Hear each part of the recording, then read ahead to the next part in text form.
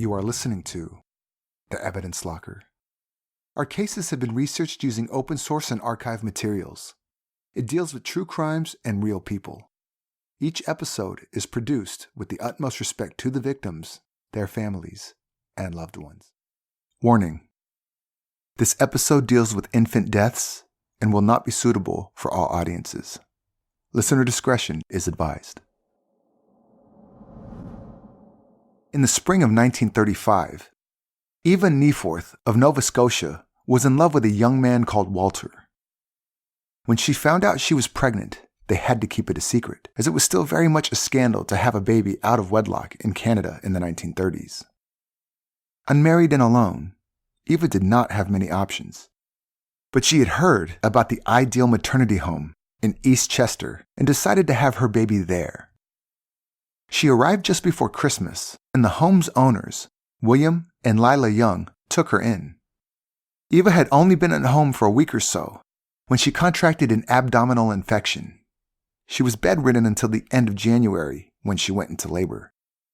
The labor was harrowing, and Eva nearly died. Sadly, her baby passed away shortly after being born. A day later, Eva was still hanging on, fighting for her own life. William Young wrote a letter to Eva's boyfriend Walter, informing him of the situation. When Walter arrived, he was shocked to see Eva. She had not been given antibiotics for her infection, as the maternity home did not have any available. When Walter insisted they called a doctor, William Young was offended and told him that he was a doctor and that there was no need to involve a third party. Lila Young took the concerned Walter aside and told him that their baby did not survive. She then gave him an invoice for $25. $5 for a shroud and $20 for the burial of the baby. Once Walter paid the money, the Youngs told him that visitors' hours were over and that he should leave.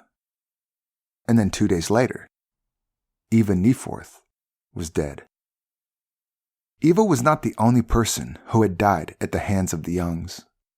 But the story of the Ideal Maternity Home was dormant for almost 40 years when journalist Betty Cahill published a book called Butterbox Babies, Baby Sales, Baby Deaths, the scandalous story of the Ideal Maternity Home, exposing what went on behind the closed doors of the Ideal Maternity Home in East Chester, Nova Scotia for 2 grueling decades.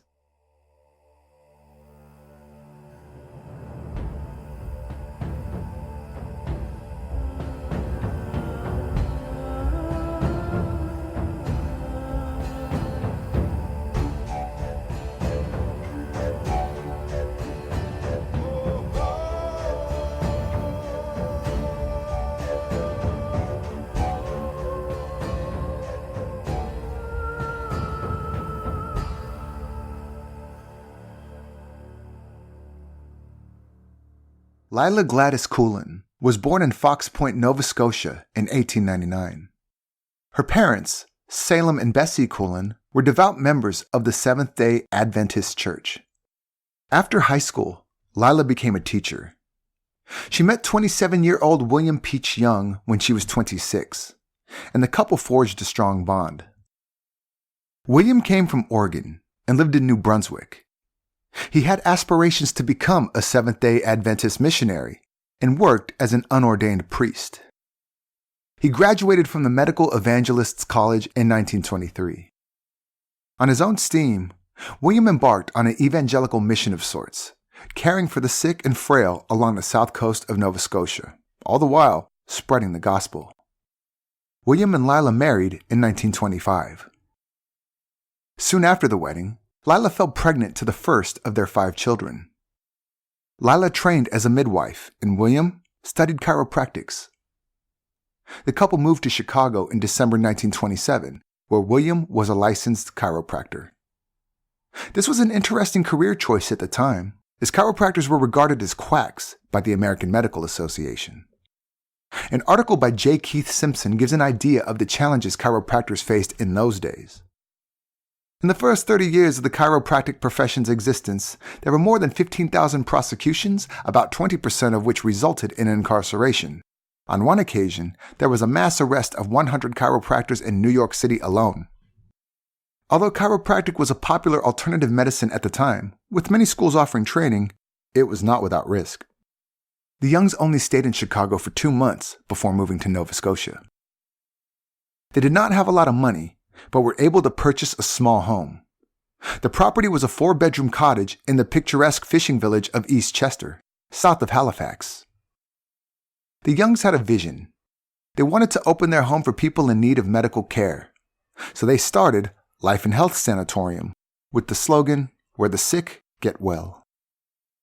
Lila's midwife qualification came in handy, and the couple soon realized there was a big demand for maternity care in the area, especially for destitute young mothers.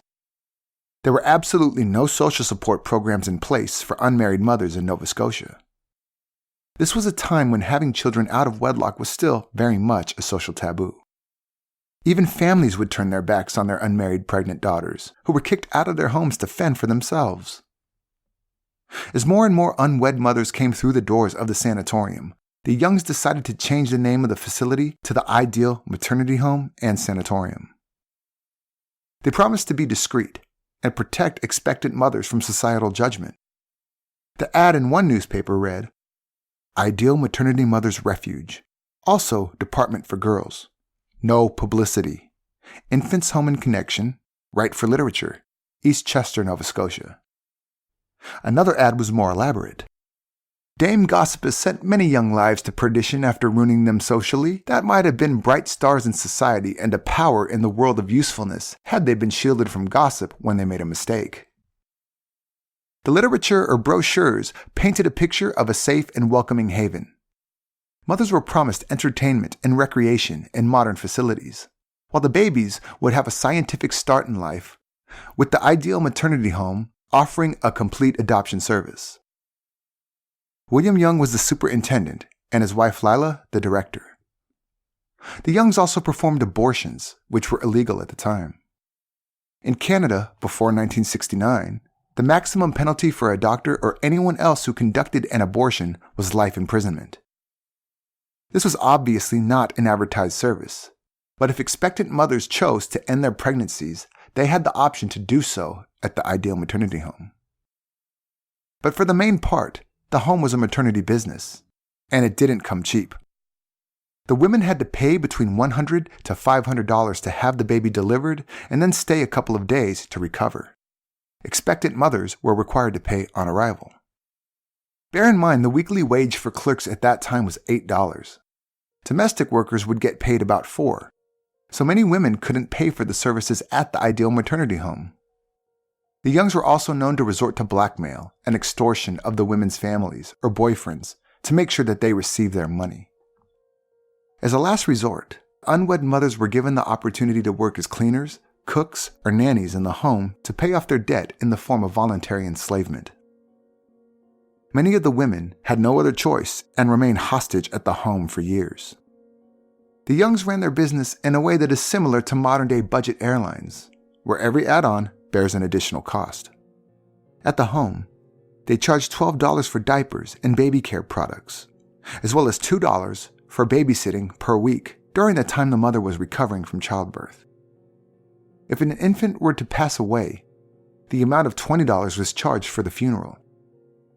The Youngs would perform the memorial service, and the little corpses were placed in wooden delivery boxes from the Le Havre Creamery, referred to as Butterboxes, that served as coffins.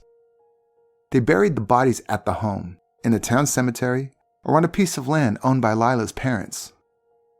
If the mothers could not pay for funeral costs, babies were discarded of by burning their corpses in the incinerator. Other little corpses were given to a local fisherman who threw them into the sea. If mothers could not care for their babies, Lila had a proposition. If they paid the home $300, the Youngs ensured lifetime care of the infant. That meant they would find an adoptive family for them. The mother could leave and sever all ties with her child. The official document for this agreement was called an adoption transfer agreement. This was an unusual arrangement. They were charged a substantial fee for leaving the babies in the care of the home. Expectant mothers would typically pay for their board at a maternity home, but never paid for adoption services. Sometimes, women would have their babies elsewhere and bring them to the home for adoption services. These kinds of transactions were perfect for the Youngs, as they would not have the trouble of providing birthing services to the mothers, but they were still able to extract money from them. Once the Youngs had the cash, and the mothers were long gone, some babies were taken care of by neighbors, who were paid $3 a week until they were adopted. Others simply did not live very long. The Youngs got rid of unmarketable babies by ending their lives. These were babies who had imperfections, abnormalities, or birthmarks. Ones who were sickly or of a mixed race were also deemed to be useless. They fed these children on a diet of water and molasses, which caused their deaths in less than 2 weeks. The Youngs only kept the best babies for adoption. That is, healthy Caucasian babies. Newspaper advertisements looking for adoptive parents read, "Lovely babies for adoption, excellent background, and healthy bodies, right for information." The Ideal Maternity Home had many supporters, as the Youngs appealed to the community for donations. The fact that they gave unwed mothers a safe haven to have their children and then found suitable homes in which to raise the children, all the while doing so in the name of God, made their service a noble one. A booklet for adoptive parents had a quote from Senator Duff, who sang the Youngs' praises for keeping true to their, quote, strong faith in God and determination for the betterment of humanity, unquote. The same booklet contained a picture of the son and daughter-in-law of Nova Scotia's lieutenant governor who had adopted a baby from the Ideal Maternity Home. What supporters did not know was that the Ideal Maternity Home was a blatant money racket, void of the empathy and discreet care the Youngs advertised.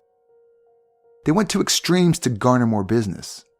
Both Lila and William claimed to be doctors. It even stated so on their stationery and correspondence. Lila passed herself off as an obstetrical expert, and she was the main person who delivered the babies. She was known to be rough and brutal, and mothers in labor did as they were told. William was said to have knelt in the room and prayed whenever a child was born.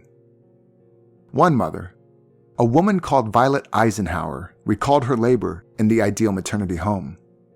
This time, the roles reversed. Lila Young freaked out and said that Violet's baby was choking on her own umbilical cord and that she did not know what to do. She fell to her knees and started praying. William Young, who had been in the room praying, stepped in and managed to deliver the baby, who was breech. That means the baby came out bottom first, a painful and dangerous situation. Violet was in tremendous pain and only too thankful that both her and her baby girl survived. A couple of days later, Lila brought the baby to Violet's room. She stood far away from Violet, so she could not see her daughter. Lila told her that the baby was ill and that things were not looking good. Violet had been nursing the baby and found it strange that her healthy child was suddenly sick. Soon after, Violet was told that her baby girl was dead. Violet was shocked, but immediately felt suspicious. She had heard rumors about a wealthy family from Winnipeg who had come to the Ideal Maternity Home asking to adopt a girl. At that time, Violet's baby was the only girl in the nursery. But with nothing but rumors to support Violet's suspicions, there was nothing she could do. She had lost her child, and even though Violet felt her daughter was still alive, she had no proof and no way of finding her.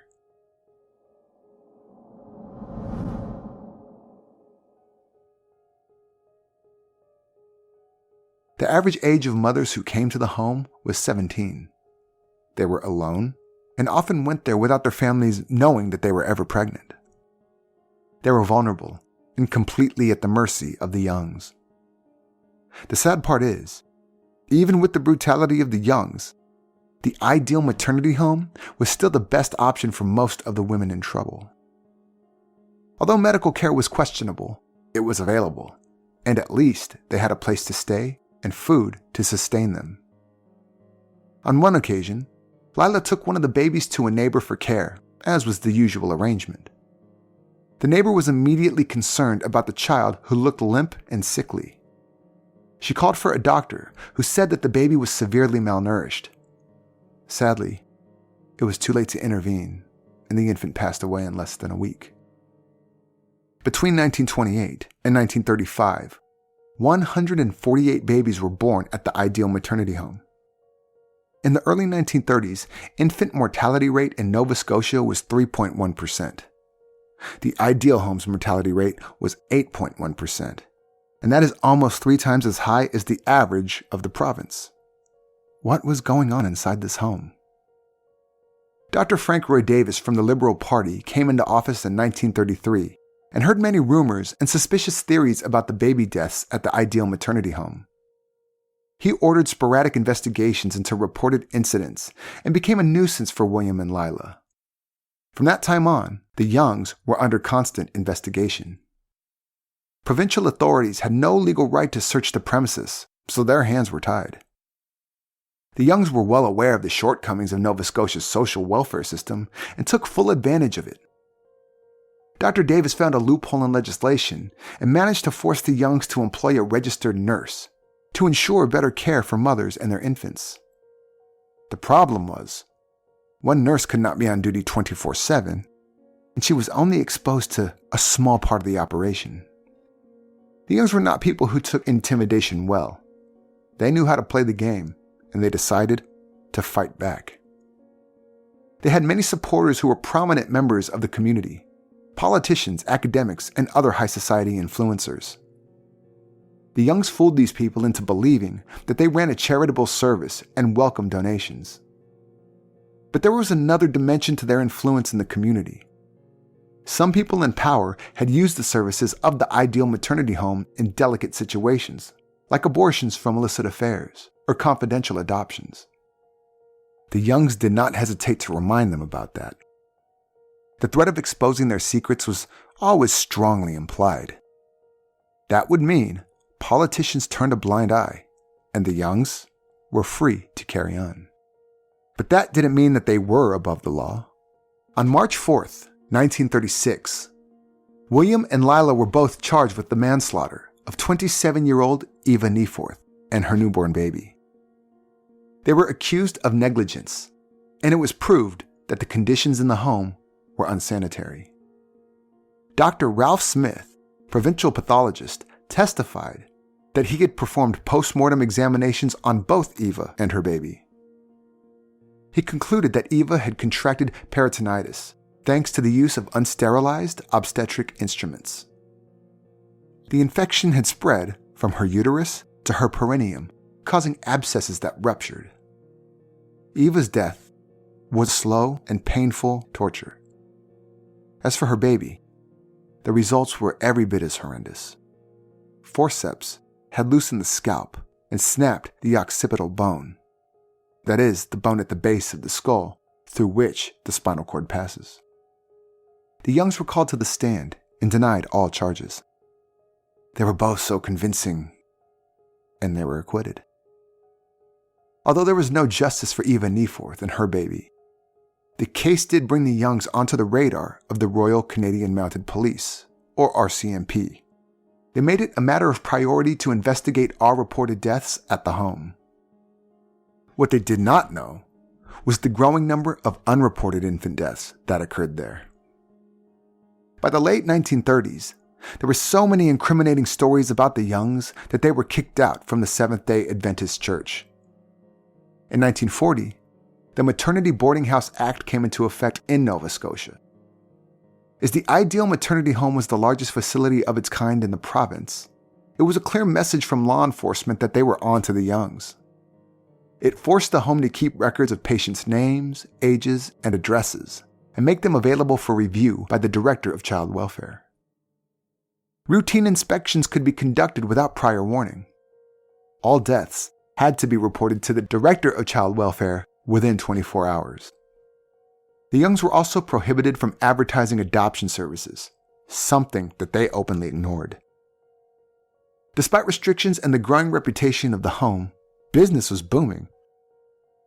With the outbreak of World War II, the Ideal Maternity Home received more patients than ever before. Halifax was a major port from where many Navy vessels departed to cross the Atlantic to England.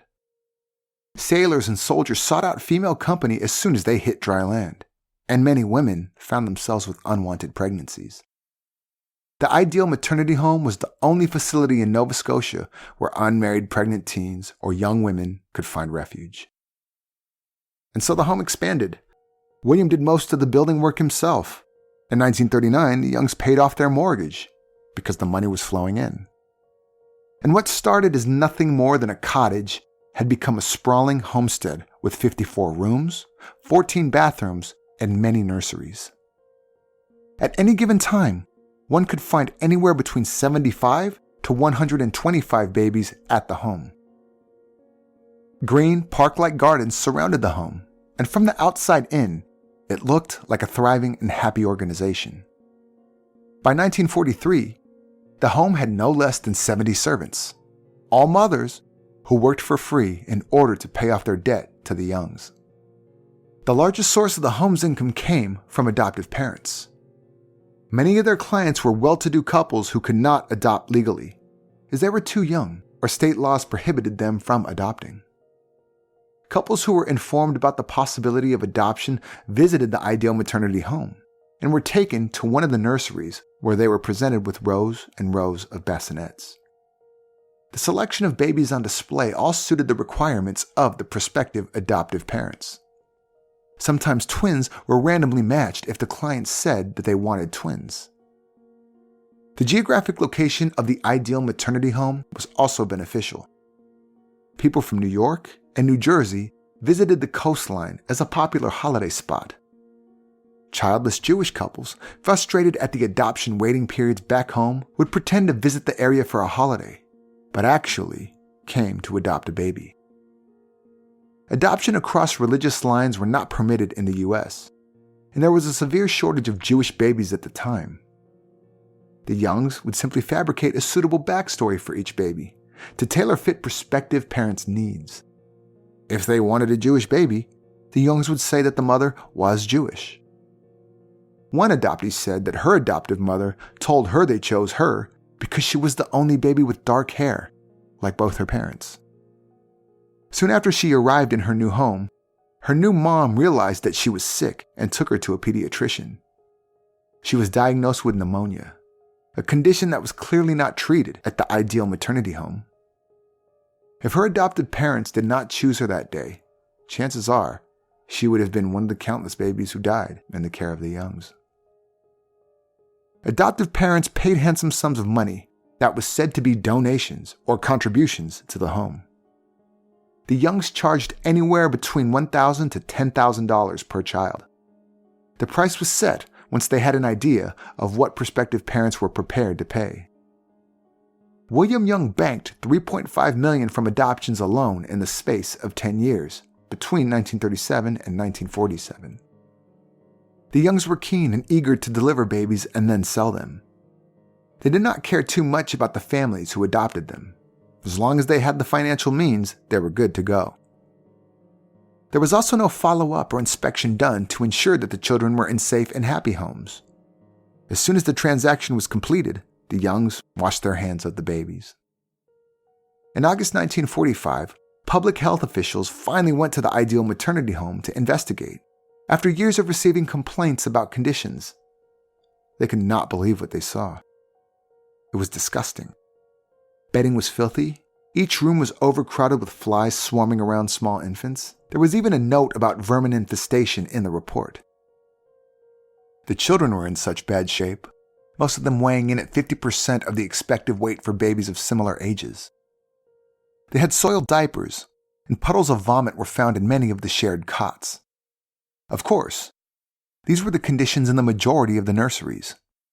The nursery that was used as the presentation room for prospective adoptive parents was well presented and spotless. A handyman who worked for the Youngs, named Glenn Shatford, came forward with a shocking confession. He said that it was his job to bury the babies. He took them to Fox Point to bury them on a property owned by Lila's parents. The piece of land was adjacent to an Adventist cemetery. He buried them in rows so it would be easier to keep count. Shatford claimed that there was between 100 to 125 babies in this makeshift cemetery. One incident, in April 1938, the corpse of a baby was kept in Young's tool shed at the Ideal home for 5 days before he was taken to Fox Point. And in the end, between 800 to 1,500 babies were born at the home, of whom 400 to 600 babies lost their lives at the hands of the Youngs. If you work out the percentage, this means that approximately 70% of babies born at this home never made it out alive. Lila fought back and said that they were being harassed by public health officials and that the media was blowing the story out of proportion. But it was too late. The reputation had been tarnished, and many of their influential supporters turned their backs on the Youngs and the Ideal Maternity Home. The couple were seen as black market baby traders, and nobody wanted to associate with them any longer.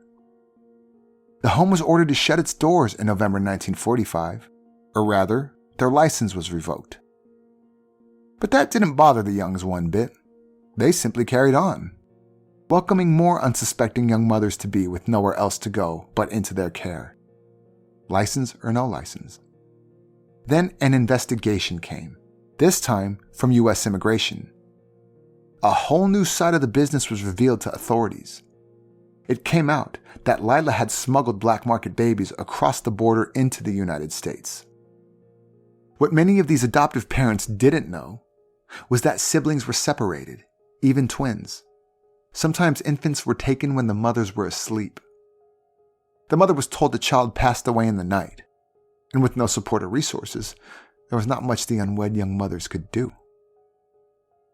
In 1944, Nova Scotia amended its adoption legislation, making things difficult for the Youngs. However, they simply just found another way around it. They informed prospective adoptive parents that the adoptions would take place in New Brunswick, where the adoption conditions were better. In March 1945, the Youngs were charged with practicing medicine without a license, a violation of the Boardinghouse Act. However, they were let go and only had to pay a fine of $150. The Youngs fought dirty. Lila actively campaigned to block the re-election of the provincial minister of public welfare. The Youngs were aggressive and never backed out of a confrontation. It became obvious that politicians were wary of the Youngs, and for a period, backed off from the Ideal Maternity Home and their adoption scheme once again. In June 1946, they were found guilty of selling babies to 4 American couples. Again, they only faced a fine. This time for $428.90. William was later charged for perjury at this trial. The legal battles were a public spectacle. The Youngs held their heads high and maintained that they were performing a charitable service, helping both unwed mothers and childless couples. They played on the emotion of the community, stating that they gave abandoned babies a chance to be a part of a loving family. Although they had announced the closure of the home after the trial of 1946, the Ideal Maternity Home was still operating at the beginning of 1947. Baby farming was done on a smaller and more secretive scale, but the Youngs were still generating income. Because of all the legal pressure and perhaps a slight attack of conscience, William had turned to drinking and became less discreet about his affairs with some of the women working at the home. Lila was as fierce as ever and sued a Montreal newspaper, The Standard, for $25,000, accusing them of libel. But this would in fact be their final downfall. The newspaper decided to find as many witnesses as they could and finally exposed the Youngs for who and what they were. Pediatricians were sent to inspect the home and reported that children were malnourished and that the fly-infested nurseries were unsuitable and unhygienic. During the trial of May 1947, the testimonies of unwed mothers who gave birth at the home were the last nail in the Youngs' coffin. One mother said that the Youngs had made her pose as a nurse during an inspection by the health department. Another mom said that they forced her to say that she was Jewish on her baby's adoption papers. Taking the stand, Lila Young was asked how the babies were buried. She described the makeshift coffins and said that they were lovely butterboxes made with smooth pine wood. According to Lila, each one was lined with satin before it was used to bury the little bodies. Some of the baby corpses were dug up, but as it was impossible to determine the causes of the deaths, the Youngs could not be charged for murder. Canadian and American officials kept a close eye on the Youngs, as well as the babies leaving the Ideal Maternity Home, especially looking out for unauthorized border crossings. The Youngs were aware that they were being watched, but that did not make them stop what they were doing. Instead, they found a way to convince the birth mothers to travel across the border with their newborns. Authorities found other ways to intimidate the Youngs, making it clear that they were still very much onto them.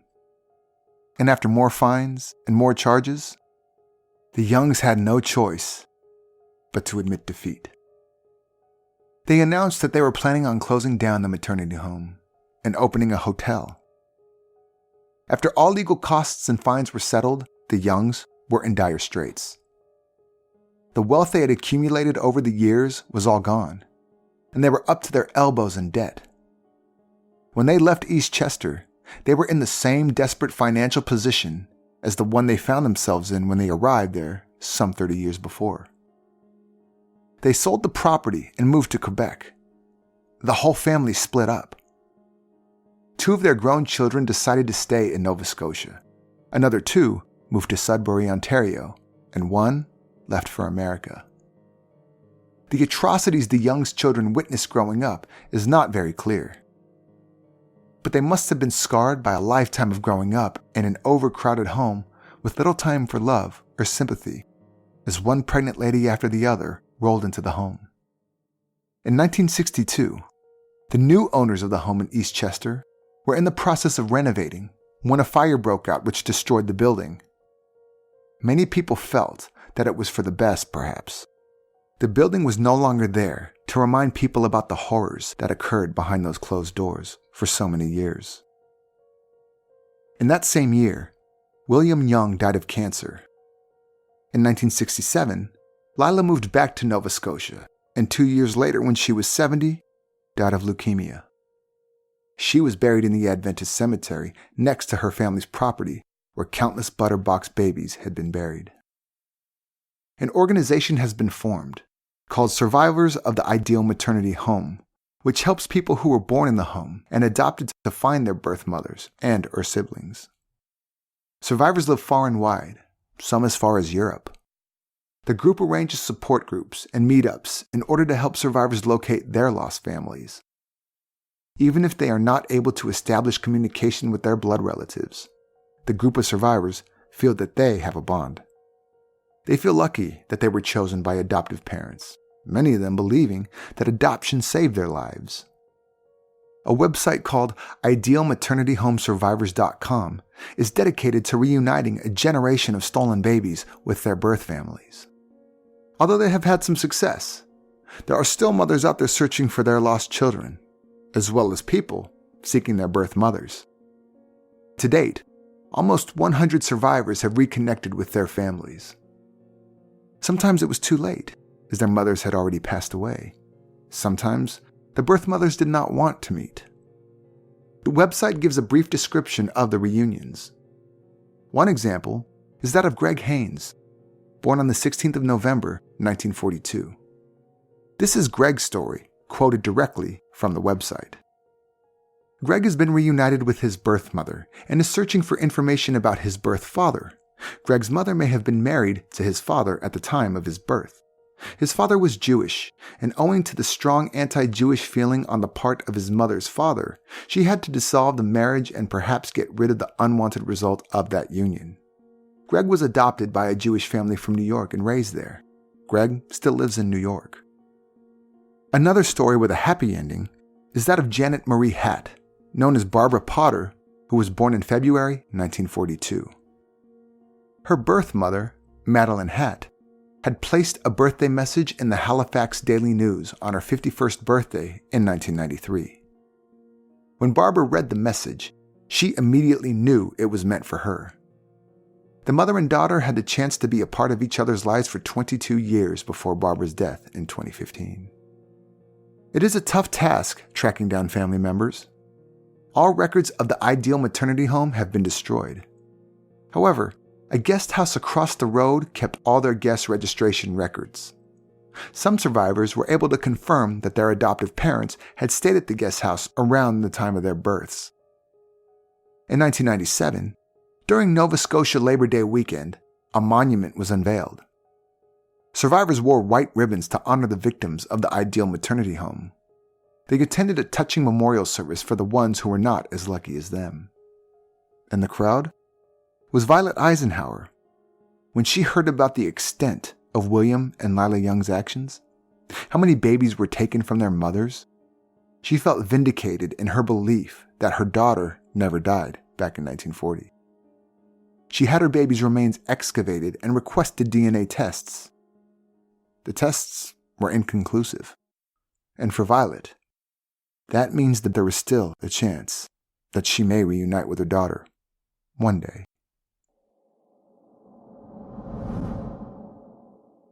If you'd like to read more about this case, have a look at the resources used for this episode in the show notes. Also, visit and like our Facebook page at facebook.com/Evidence Locker Podcast to see more about today's case. If you like our podcast, please subscribe in Apple Podcast or Stitcher or wherever you get your podcasts. We would also appreciate if you could review the episodes, as it gives us some street cred in the world of podcasting. And while you're waiting for our next episode, why don't you take a moment and listen to one of our podcasting friends? Canada may be known as the friendliest country in the world, but make no mistake, it has some of the most shocking criminal cases too. My name is Christy and I host Canadian True Crime. I'm Australian, but I've been living in Canada for many years. Canadian True Crime takes a deep dive into some of Canada's most well-known cases, like the Ken and Barbie killers, Robert Picton the pig farmer, and many smaller cases you probably haven't heard of, but are just as fascinating.